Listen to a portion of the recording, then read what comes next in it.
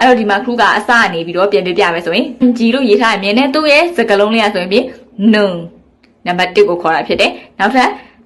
anဆိုတာကနတ်သက်သူ့ရဲ့စကားလုံးလေးကဆိုရင် non အိတ်တီနောက်ခါကျတော့ am ဆိုရင်ဖြင့်ခရူရဲ့စကားလုံးလေးကျတော့ time မေးတီtime မေးတီနောက် why ဆိုရင်သူကရပ်ပလက်သက်ကိုခေါ်တာဖြစ်တယ်အဲ့တော့သူ့ရဲ့စကားလုံးလေးဒီเคยဖူးတီ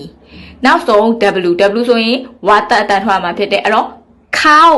ထမင်းဒီလိုမျိုးလေးတွေအတန်ထွက်သွားမှာဖြစ်ပါတယ်ခရုကစကားလုံးတွေကိုအသက်တန်ပါတဲ့စကားလုံးတွေကိုအတန်ထွက်ရမှာလဲအသက်တန်ရဲ့အတန်လေးတွေပါအောင်ထွက်ပြီးမှသာအတန်ထွက်မှန်မှန်ကန်ကန်ကိုထွက်နိုင်မှာဖြစ်ပါတယ်ဒါဆိုရင်တော့ခရုရဲ့ unit 1လေးကတော့ဒီမှာနေပြီးသွားပြီပဲဖြစ်ပါတယ်ရှင်ခရုခုချိန်ဒီတင်ပေးတဲ့နေမှာမရှင်းတာနားမလဲတာအတန်ထွက်လို့မတတ်တာမျိုးတွေရှိရဆိုရင်ခရုကိုအချိန်မရွေးလာရောက်မေးမြန်းလို့ရပါတယ်ရှင်သင်ခန်းစာလေးကိုအဆုံးထိကြည့်ပြီးတဲ့အတွက်အားလုံးကိုကျေးဇူးတင်ပါတယ်ရှင်စวัสดีค่ะขอบคุณค่ะ